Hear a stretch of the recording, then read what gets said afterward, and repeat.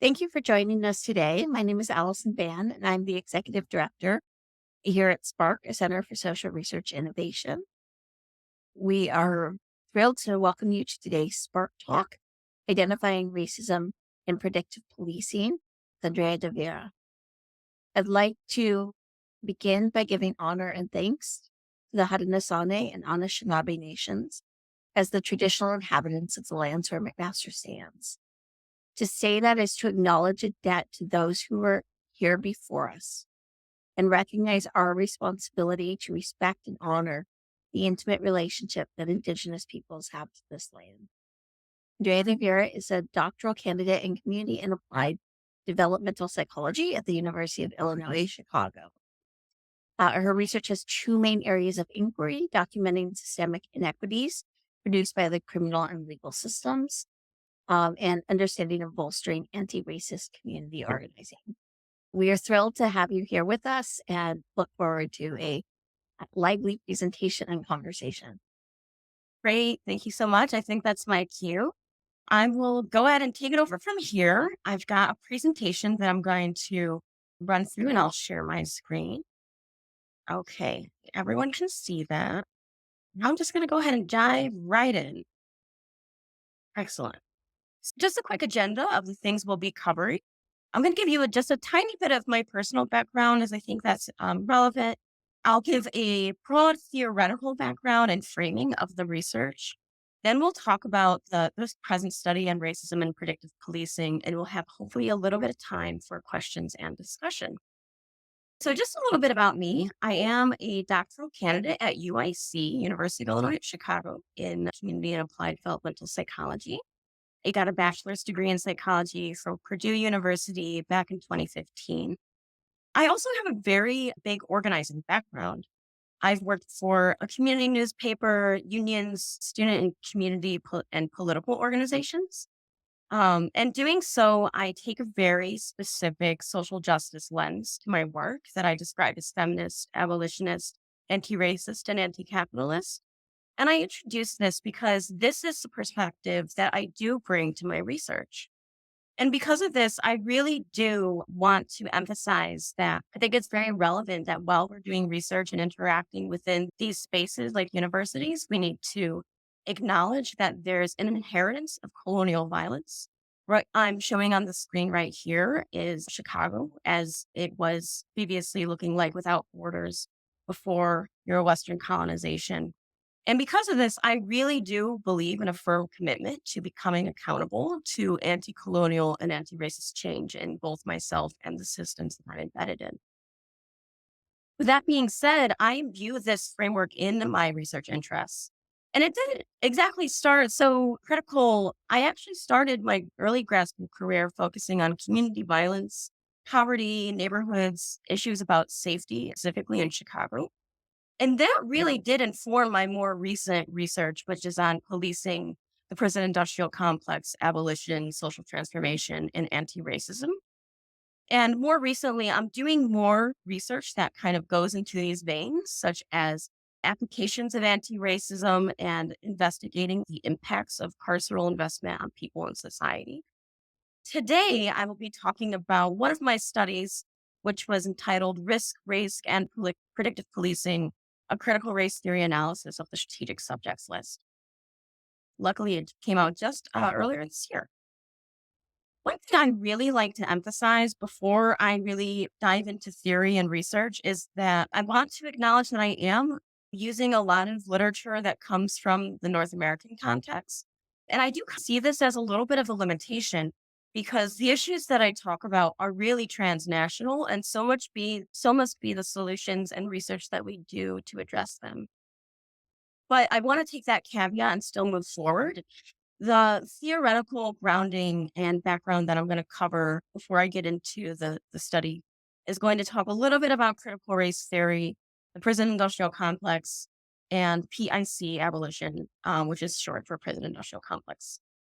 This is really important because if we're talking about racism in a predictive policing software, we really need to take a step back and first frame very specifically what do we think is race and racism.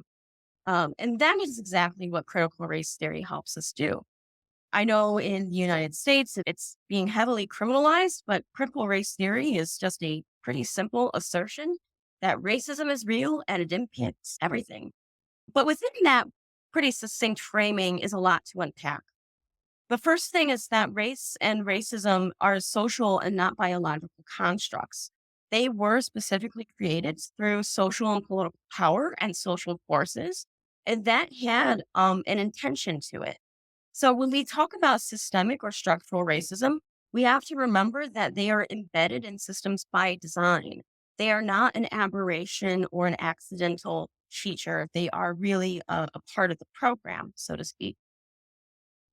Furthermore, race and racism are things that interact with all oppression and reality because of this nature. And one thing that we're going to focus a little bit on, and we're going to see, I think, evidently in our in this talk today, is the idea of colorblind racism or color evasive racism. Color evasive is a more recent framework to think about colorblind racism. Colorblindness is a little bit of an ableist phrasing for it because it also paints the image that racism is a passive process that people don't necessarily have control over. Whereas we have to remember that racism is actually quite effortfully and purposefully controlled and often avoided and evaded in such social policy and our world broadly. The last things I want to touch on critical race theory as it relates to this study is the idea of interest convergence, which is that often gains for racially oppressed groups have happened historically when there was something to gain also for the racial privileged groups, such as the desegregation of schools in the United States. And lastly, this is often very material. This is not just an ideological phenomenon. Racism is not embedded solely within individuals. There is a systemic nature because it has a lot to do with material, social, and political gains for people that are privileged. And undergirding all of these kinds of understandings when it comes to critical race theory is a firm historical recognition of the roles of colonialism, imperialism, and capitalism. So, all of this being said, critical race theory is the application of this framework to all sorts of different ways of thinking. This is just a really great diagram, but admittedly, critical race theory has even more applications than what we see at the bottom of the screen.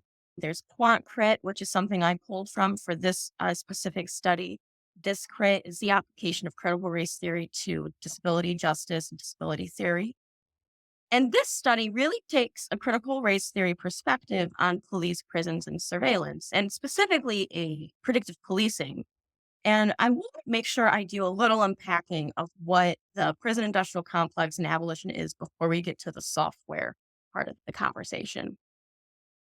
First of all, when we take a really critical perspective on these rule systems, when we look back historically, we do see that they were created through the settler colonial projects of North America and continued violence. Quite literally, the first police patrols, quote unquote, in the United States were people that were trying to catch people who were enslaved and had liberated themselves and ran away from their plantations. Same as in Canada, I believe that often the original police were literally used to drive away Indigenous and First Nations people from their land. And so we see this violence wasn't just in its inception, but has really continued and minoritizes and marginalizes people who are Black and Indigenous and immigrant and disabled and many others, as well as queer and LGBTQ and Two-Spirit communities. Furthermore, we take, again, a really critical perspective on these institutions. We see that they're actually getting quite large over the years and over the decades. For example, in the US, we have over 2.3 million people who are incarcerated. On average, it grows every year. And when we even think about quote unquote softer forms of incarceration, like electronic monitoring or parole, those nets get even wider because we have hundreds of thousands of people in those systems as well. And it's not just the number of people impacted by these systems that's growing, it's also things like the corporations and the businesses and the industries that are all wrapped up within these industries of policing, prisons, and surveillance. Data by a advocacy organization called Worth Rises found that within just the United States prison system, There are over 90 business sectors and nearly 4,000 businesses connected to prisons. And that's is everything from educational businesses to information and technology, all sorts of things that both keep the prison running and are both benefiting the business itself. And the last thing that has to do with that last point is that it's increasingly becoming profitable.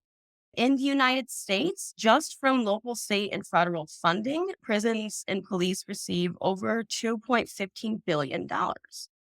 Again, this is a number that on average just goes up and up every year. Again, taking these really critical perspectives, we also have to think about not just how they are growing and functioning from a systems perspective, but also just like their actual effectiveness at their purported goals of public safety. So when we think about and do research on whether or not these things are effective for their purported goals, we generally find that they're not. For example, the idea that police prevent violence and keep people safe is actually not actually based on empirical data. When you do research on policing and how they spend their time, one study actually found that they only spent 4% of their time on average dedicated to addressing specifically violent crimes. The massive other chunks of time that they spent had to just do with nonviolent responses and traffic control and things like health issues. Another thing to note is that when you have increased contact with police, not talking about talking with your uncle who is a police officer, I'm talking about the number of times that young people have interactions with police through stops and frisks, through arrests, through interacting on the street. It actually becomes more and more likely that they are likely to be arrested again. And so, in this way, we actually see trends where increased contact with police is an actually criminalizing effect. On the prisons, there is a load of research and findings that they do not actually reform people. They are associated with systemic houselessness, poverty, and high recidivism. And surveillance also doesn't actually create safety either because it's actually associated with increased psychological distress in communities that are surveilled or have increased security. That kind of begs the question, if these systems are not really the most effective, then what is the point? This is where critical legal scholars and critical race theorists have termed the prison industrial complex. It describes the interdependent institutions and systems, such as government, media, military, academic institutions, that hold political, monetary, and psychological investment in using prisons and police to address issues of social natures like safety and poverty. Really interestingly, we see that these systems tend to be completely self sustaining, such that they keep their own status quo and their own wheels going. When we think about what this actually looks like, something in relation to predictive policing technology is a this diagram. It's a tool that was developed by two community organizations, one called Stop LAPD Spying and the other is Free Radicals, who are doing grassroots research on predictive policing in Los Angeles, California. What they've done here is they've tried to both visualize the all the power holding entities that are relevant to the predictive policing program in that locality, as well as showing the power relationships and connections between all of these different actors. And within them, you can see how everything from academia to nonprofits to the local government are connected to the technology and how that actually impacts the community who is actually being surveilled. When we take this really critical perspective on policing and prisons, we come to conclusions that it's actually pretty racist and oppressive, but that doesn't necessarily tell us what to do about it. And really leaning on my community psychology perspective on systems and systems change, I believe that there's two general ways we can think about changing racism in systems. The first one is the idea of reform or first order change, the idea that the system is broken and we should fix it. And the second idea is abolition, also undergirded by the theory of second order change. This is the idea that the system isn't really broken, it's just really rotten. It's functioning as it should be functioning because that was its intent. Let's get rid of it and make something new. And so I want to really emphasize that I explicitly use a more abolitionist framing as I approach research on the on the criminal legal system because, as we see, the racism has been inherent since the inception of these systems. So, prison industrial complex abolition has some core values that I just want to take a quick moment to acknowledge. The first one being that replacing systems that are carceral with systems of care and compassion requires both these simultaneous processes of shrinking the prison industrial complex through mechanisms of defunding, disarming those institutions or actors, meanwhile using positive programs to both promote health and being and resilience and prevent violence and harm. Doing this really requires that we engage in actual systems level care and compassion, which looks like things like mutual aid and community accountability. Mutual aid is essentially when a community comes together to take care of their own needs because they're recognizing that the government or the state is not doing. It is necessarily community curated and participatory and collaborative because it is the community working to take care of itself. Doesn't mean it always is the most perfect process. Oftentimes, communities struggle to develop these processes because we live in these harmful systems all the time. But that's where community accountability comes in, which is the idea that harm and violence and conflict are all things that eventually happen, but we need to develop processes to become accountable for when those things happen. That could look like if something violent or harmful were to happen, a community could come together to discuss how they want to rectify what happened and also prevent that violence and harm from happening again. This also requires that we make those carceral systems obsolete such that we can actually prevent harm and crime. That's a really purposeful phrasing because we don't want to just remove the prison or the police or something and put it in something else that's just a little different. We want to actually just prevent the reasons why we think those we need those harmful systems. And lastly, we replace these things with models of restorative and transformative justice, which are made through a lot of really important labor and work that communities around the world have been working to develop. Once again, we're actually going to switch gears. If you ever wanted to read more or talk more about abolition, I'm happy to do that. But I really now want to transition to talking more about the technology aspect. Now that we have all this theory behind us, you could check it out more later if you'd like to. But we're really going to switch gears to thinking more about predictive policing now that we've got a firm theoretical background.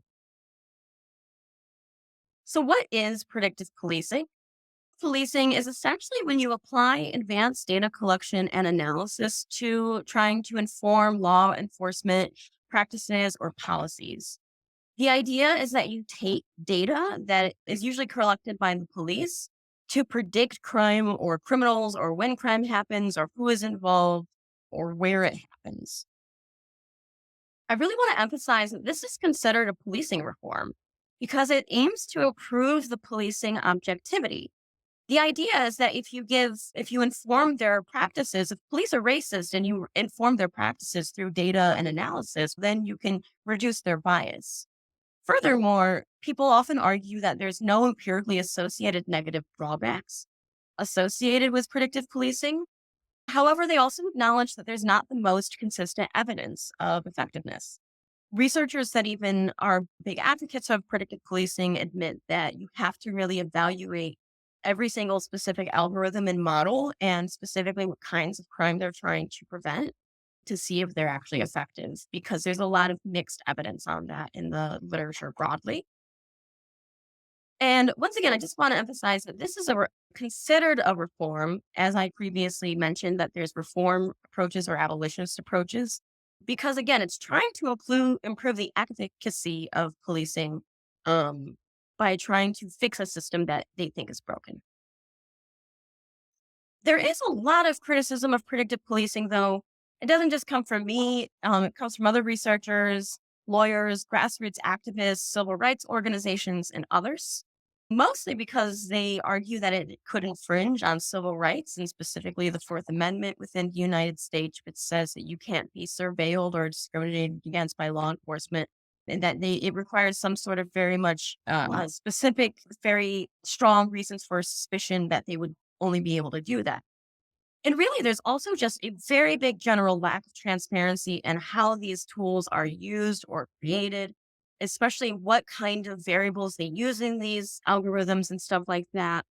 And it proposes questions to us that we need to know. Do these tools like target people of color and other people who are disproportionately criminalized within the criminal legal system? Do they exacerbate disparities? That's really what I wanted to find out. I also wanted to take this framing and pull on this really wonderful scholar, Benjamin, who wrote about the new Jim Code. You might have heard the phrasing of the new Jim Crow. The new Jim Code is another kind of coined term to describe how technologies are created that reflect and reproduce existing inequities, but are promoted and perceived as more objective or progressive than discriminatory systems of a previous era. Benjamin talks about different ways that this manifests. Firstly, the idea that there's this kind of engineered inequity that the actual algorithms in these software and technologies are racist by design, things like I talked about earlier today. And because of that, there's this discrimination and discriminatory outcome that is just by default because the racism was programmed within the software itself. Furthermore, there's ideas that Rob Benjamin talks about coded exposure and that some people are exposed to more or less surveillance based on their race and ethnicity or other aspects of their intersectional identities. But really importantly, Rob Benjamin talks about how these technologies have a kind of technological benevolence because they're produced, not they're generally almost always produced by very well regarded academics that partner with law enforcement agencies or security agencies to develop these technologies. And because it's made with academic and police partnerships, well, they think it must be all fine. What I'm going to present next is to start to specifically talk about the strategic subjects list, which takes all this framework and background to a specific predictive policing program in Chicago. The strategic subjects list was a Chicago based predictive policing program. It essentially was a very large data set of almost 400,000 people that were arrested or fingerprinted since 2013. But it actually starts, if you look inside the data set, the first arrest goes back to 2012, but it includes even people who were just fingerprinted for various reasons since 2013. And various reasons because they were recognized as suspicious by the police. They also use data within this data set to create an algorithm, to create an algorithmically created risk score. The algorithm uses all this historical data that has been collected by police to predict whether or not that individual is going to become supposedly either a perpetrator or victim of gun violence. What's interestingly is that the algorithm doesn't distinguish whether it thinks you'll be a perpetrator or victim. It just gives you a score that the higher the score, they think the more likely you'll be involved in gun violence either way. Really importantly, I want to acknowledge that this program was also actually not found effective by evaluators of the program. It was actually decommissioned in 2020, a year after I started this research, funny enough. But as I want to acknowledge, even though this particular program is decommissioned, this actually represents like a multi-billion-dollar industry within the US and much larger, I imagine, beyond that single national scale. It's going to keep producing more and more softwares and algorithms. So it's still important that we critique it and look at how it worked. The SSL algorithm used all these different person centered variables to try to predict whether or not that person would become involved in a future act of gun violence as either the perpetrator or victim. So these were the person centered variables that they used. Everything here has to do with things that the police had collected data on that specific individual over any previous arrests, such as any number of times that they've been a victim of a battery or an assault, or the number of previous narcotic arrests. Gang affiliation is a very questionable variable because it's usually just based on police suspicion, and they will cite anything from tattoos to who you're hanging out with to mark whether or not they think you're involved in a gang. As you might notice, there's an important variable that's not included here, which is race or ethnicity. There's also not gender, although there is age, which is the only kind of socio-demographic variable they include in the algorithm. However, even though race is like not in the measures used in this algorithm, critics argue that the variables that you see on the screen are still proxies for race because they're all overrepresented by people of specific racial ethnic groups, and especially in Chicago by people who are Black or Latine. And they function as proxies for race because they're so correlated with race. And so that could be problematic for a number of reasons that were not acknowledged in the creation of this algorithm. The last thing I want to touch on specific to the SSL before we get into the analysis is a little bit on how the SSL was used. And so there were four different ways they used the program. When someone received an SSL score that was a specific level of risk, they would get a referral for social services that was actually managed by a separate university. Another thing that the police would do is they would use the SSL for this grotesquely titled TRAP program, Target Repeat Offender Apprehension and Prosecution Program, which was to use the SSL as a criteria for enhanced prosecution to detain, convict, or incarcerate. Another thing they did was use the SSL in terms of a gang violence reduction strategy, where they would disseminate and gather data about gangs in Chicago. And the last thing they would do were put the SSL within arrest reports, which is essentially a form of just maintaining data and collecting data. And as I mentioned previously, the SSL was not actually effective at reducing gun violence. They did a evaluation on it by an independent researcher, and they found that the only thing the SSL did statistically predict is that people who were in the SSL dataset were likely to be arrested again. Now, this is particularly important to think about for this research. It produces the idea that there could be this really unfortunate cycle. So, first in the cycle is the idea that the person is arrested, which, as we know, when data goes into the SSL program, anyone arrested is now in the program. But this also now informs how police interact with people, especially if you have a particularly high SSL score. Police are more likely to interact with you and as well as collect data, and that increases their contact with police. Increased contact police might lead right back to a second arrest or a third or a fourth. And so what we see is this kind of vicious cycle of arrest, being surveilled, having data collected on you, more contact with police, and then of being arrested again. Now, I'm bringing into the idea of spatial context, and you might be wondering why, because the SSL is a data set of arrest data, and you're only looking at person-centered variables in that algorithm. But I would argue that arrest data is not like apolitical at all. It's actually geographically embedded, and we know that the geography, especially of places like Chicago, is not ahistorical, and neighborhoods were not drawn with apolitical intention. And so, when we look into the influence of space and how that predicts things like racial disparities and arrests, we find that characteristics of that space can actually have an enormous impact on who is arrested and where. For example, poverty can explain some racial disparities in arrest and incarceration because we find that people who are racial ethnic minorities are more likely to be arrested, but particularly people who are poor. Neighborhoods are also cited as reasons for police to stop people, which refers to different even approaches and strategies that police use within specific neighborhoods.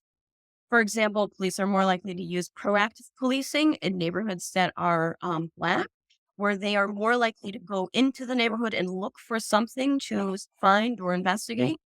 Whereas police are more likely to use reactive approaches in predominantly white neighborhoods, which is when they wait for a call for service and then they respond to the call. So this tells us that racial composition also says a lot about who gets arrested and where. So all this taken together, I really wanted to do an analysis that really just looked at the relationship between the race and ethnicity of the person who was arrested and their SSL score. And I wanted to account for all these spatial stuff because I knew that the spatial stuff would be really important. They had one hypothesis, which was that the SSL risk score would predict the race ethnicity of that arrested person while controlling for local spatial contextual variables. such that there would be higher risk scores, more likely to be predicted to be a victim or perpetrator of gun violence if the person who was Black Latina or white Latina, and lower scores, so less likelihood that they would be predicted to be involved in gun violence if the person was white. And this is because of racism. As I was trying to thoroughly set up in the theory section, this is all by design in the algorithm.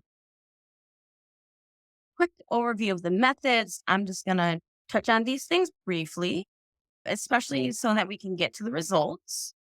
So the sample composed of the SSL data set, which was 398,684 people who were arrested in Chicago between August 1st, 2012 and July 31st, 2016.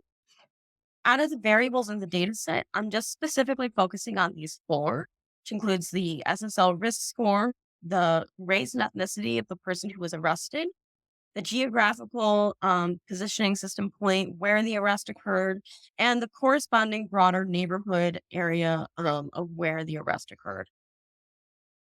I also wanted to focus on some things that I knew would probably play a role in explaining arrest disparities, which I included the poverty and the racial composition of where the arrests occur. I wanted to really focus on the idea of race. But when you look at who was in the data set, there were different race codes: Black, Black Latina, white. And then there was Asian Pacific Islander, Indian, and unknown. Now, those last three were very problematic to me as far as the quality of the data, because Indian is, I imagine, I think it's actually a misnomer here for Native American or an indigenous person. And I think they actually just incorrectly called it Indian. And that means that I didn't know if it made sense to actually include that, as well as unknown. And Asian Pacific Islander also seemed like an umbrella category that didn't make sense. So I just focused on people in the data set that were Black Latina, and white, which did comprise the vast majority of the sample. And when you look at the breakdown of people that were in that, the vast majority were Black, but there also were smaller slivers for different folks. It's still massive numbers of everyone involved. So the other important thing about creating the analytic sample is that I needed people to have a GPS point. But out of that nearly 400,000 people who were in the SSL, only 224,000 actually had a GPS data point. This was required to really try to suss out that relationship between risk and race without thinking about confounding neighborhood characteristics. So I did an analysis just looking at the descriptives between the different groups within the data of those that had a GPS point and those that didn't. And I found that those that did have a GPS point and thus could be in the analytic sample were more likely to have higher SSL scores, were more likely to be Black, were more likely to be Black Latina, and were less likely to be white or white Latina. So this is actually really important limitation, I would say, in a way, but it also is a little telling on what structural reasons why some people have had that GPS point and why some people didn't. The final sample that I landed with included 210,000 on 74 arrests, which was still a very large sample. Very quickly, just want to let you know how I measured the neighborhood level variables on poverty and racial composition. I used the American Community Survey from the census, and that included the percentage of people that were living in poverty as measured by the income to needs ratio. That happened to be about 29.3% of individuals within all census tracts. And then the racial composition was measured by the percent of the census tract that were white residents. That was also about 29% of people within all census tracts in Chicago. Super briefly, I use geocoding to link that individual level SSL data and the neighborhood level census data. That's an image from the geocoding process, linking all arrests to the census tracts. And my analytic method include multinomial logistic regression to really try to measure and estimate that relationship between risk and race and ethnicity.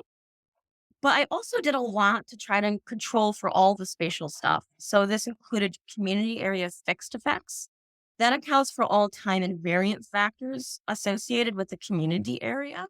such as enduring neighborhood qualities, so things that don't really change on a year to year basis. And then I also controlled as a actual control variable the latitude and longitude for every arrest. This controlled for even more spatial spillover effects.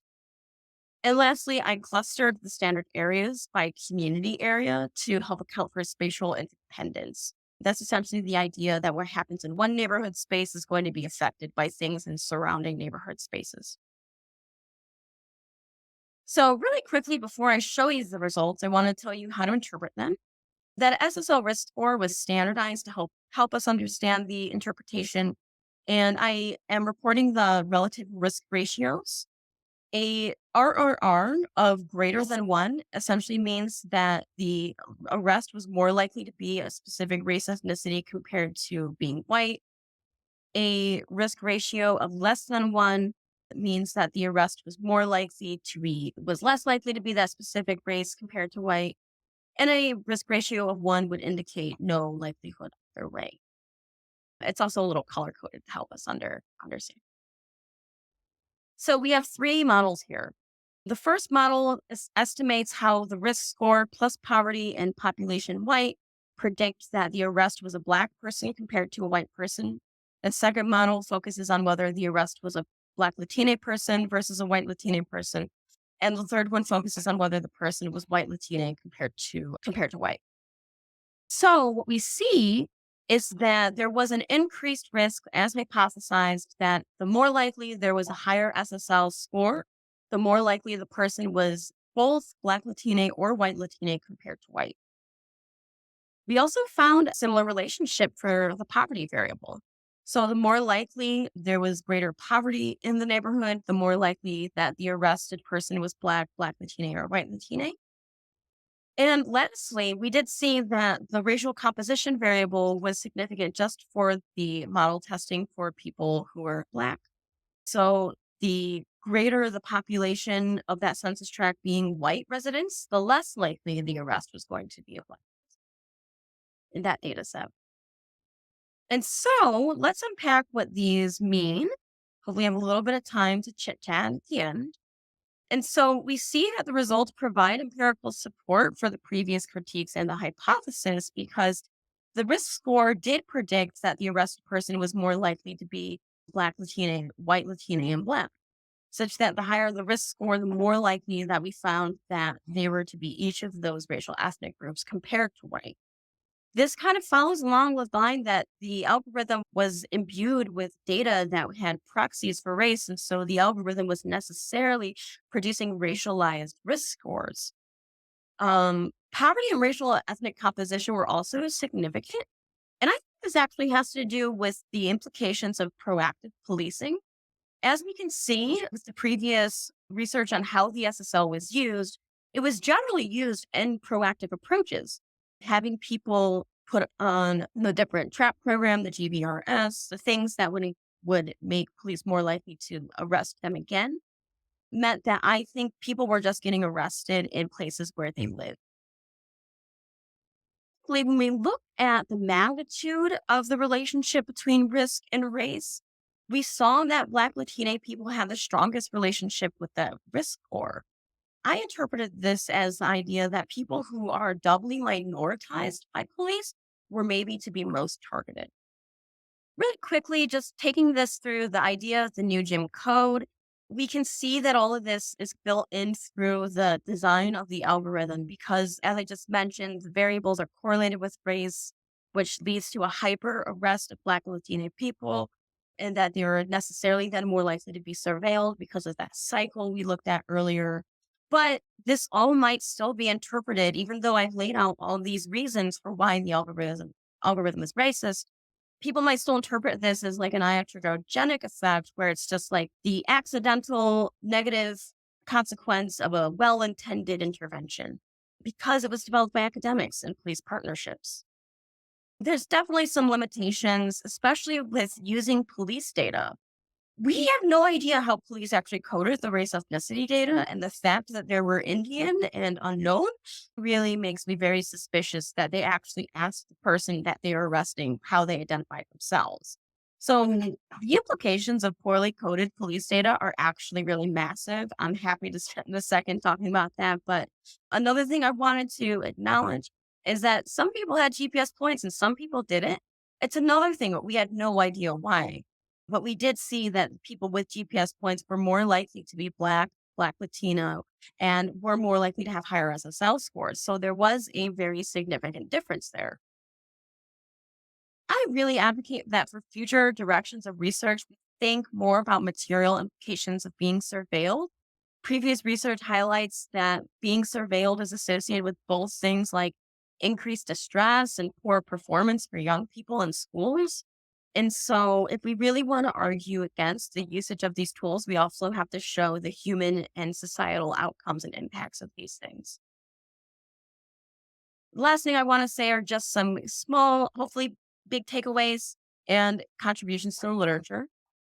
In conclusion, the SSO was racist by design, but even though this one got decommissioned, there's going to be more and more predictive policing tools. This industry is not going away. And so I like to conclude by really urging people the idea that you can't reform things that are racist by design and that your effort could be better spent elsewhere. So that's all I had. I know that ran just up on time, so I'd love to take just a couple minutes for questions. Thank you so much. So I have plenty of references if you need to look at them. Thank you so much, Andrea. Yes, we are open to questions. Feel free to raise your hand, speak out, put something in chat. Yeah, Emery. Hi, I'm so sorry. I'm actually finishing a paper right now where I talk about, I'm using the concept preventive policing, I thought, or pre-crime policing. I came across that another concept for talking about proactive policing you talked Yeah. about. And anyway, I'm so sorry. I showed up late. I was really looking forward to your talk. And so I don't know if I could have access to the PowerPoint. I did see you're going to record it, eh? It was It's recorded? it is being recorded and we Okay. post these within a week on our Mac Video account. So you can just search Okay. for Fantastic.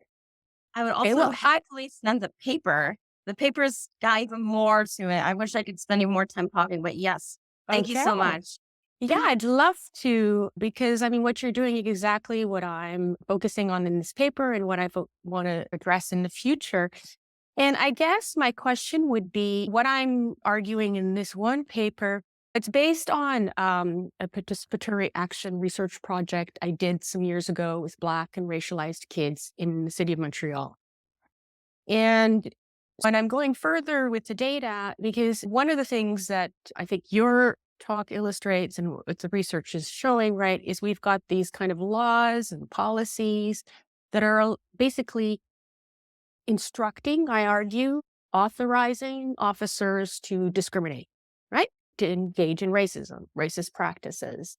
But what I also think is important is to look at these potentially predictive policing in the context of also larger discourses that hold Black and Latino, let's say, neighborhoods in the US, right, as high crime or as responsible for disorder and blah, blah, blah.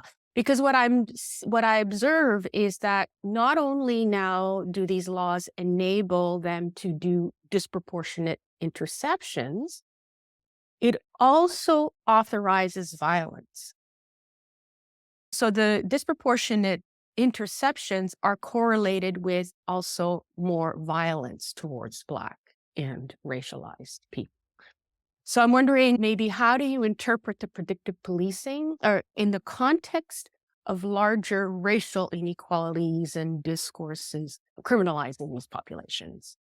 Oh, fantastic question. Yeah, because I think that's something that I think I try to touch on. I want to say even more on because the software itself was designed to be a social justice reform, essentially.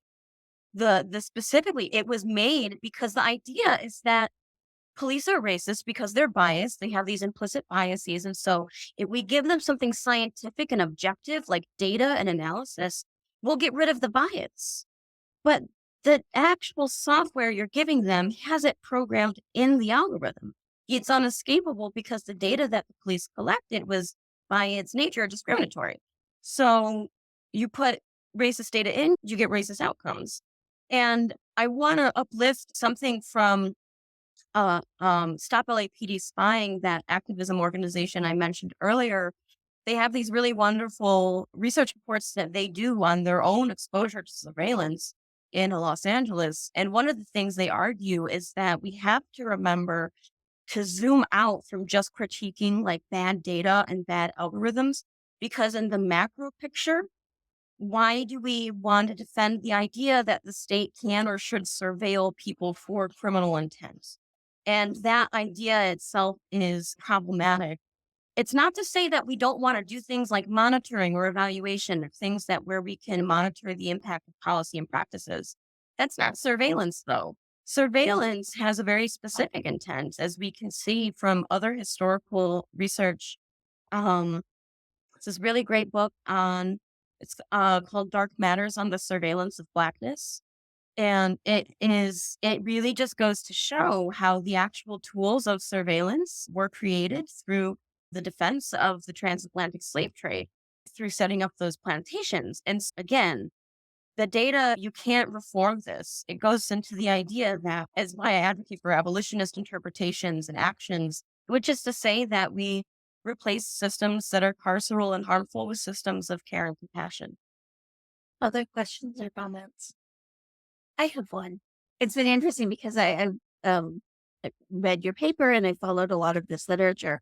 And I was actually early in my career, I was involved in building out an algorithm for juvenile court um, in order to reduce the racism of their decision making. And so a lot of this is a reflection on my own sort of part in these systems. And I think one of the things that I find very interesting as someone who does a lot of work, particularly with um, juveniles that are socially marginalized in poverty, juvenile justice systems, child welfare systems, the um, there seems to be a lot that is, at least in the systems that I'm working with here in Canada, it seems like some of the worst excesses in the States are not nearly so bad. And yet that doesn't mean that the systems are okay either. And I think one of the things that I've been thinking about a great deal as we're doing an assessment of programming within two juvenile detention centers is, if you have done the work within the system to reduce the number of people who are incarcerated for minor crimes, doing that, and you do have a smaller population of people in custody, that it seems appropriate in terms of what society expects for them to be in custody. What then does that mean as the obligations for a system that was built on a carceral model to try to rebuild itself on a different model and rethink how they're structuring the time that people spend in these systems in ways that are at least not doing further damage, and if that's even possible. So I think these questions have been surfacing very intently for me lately. And yeah, it's been very interesting to hear your reflections on the policing side of it. Thank you. Yeah.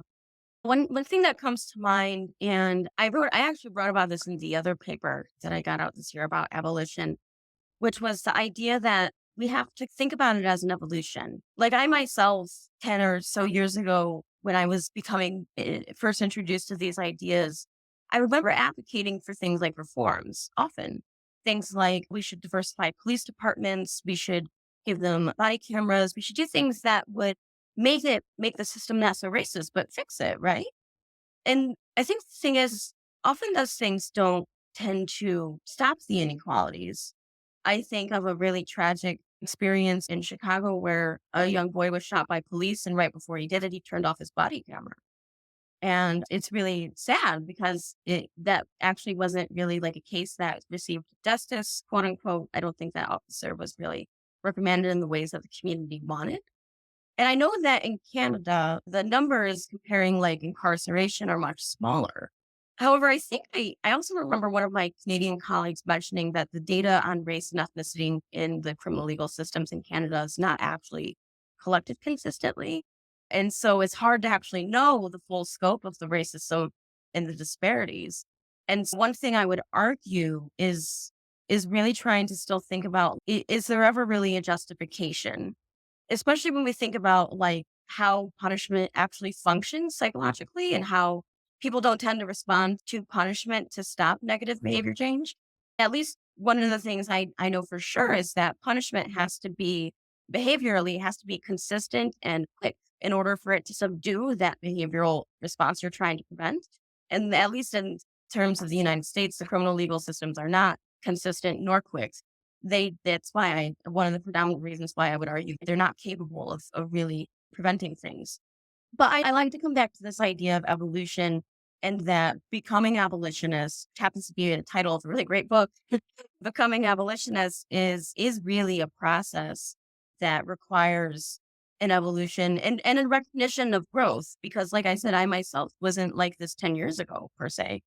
I gained this perspective over years of community organizing, as well as doing research and listening and reading critical race literature. Going to say, I don't know. I really like your question though about the idea of like reflecting on these things. Because the last thing I want to do is to push people away in terms of thinking about these things because people are very quick to sometimes be like, oh, that's racism. That's bad. I can't have anything to do with it. I can't think about it.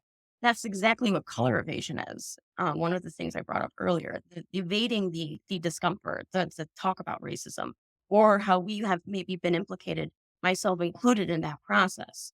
So an evolution really allows you to think about becoming something new and transforming, which again is what abolition really is about. And just quickly, Yes, Allison, but no, I'm new to Ontario and I'm from Quebec, and I thought Ontario would be a little better than Quebec. And I was really disturbed to see some of the data on racial disproportionality in school discipline. It's very serious in Toronto. And like 4 out of 10 Black kids suspended versus 1 out of 10 Black white kids. And so I think we have to be careful when we compare ourselves to the US. There may be less dramatic violence, like deadly, but our problems are pretty serious. And I think the data is missing often as well. I think that's a very good point. thank you all for joining us. And thank you so much, Andrea, for um, this wonderful talk. And yes, we have two more Spark Talks coming up through the end of the term. I think Lynn is putting information up in case anyone is interested in those. Otherwise, have a wonderful weekend, everyone. Thank you for joining us. Thank you so much. This was awesome. Thank you. Thank you.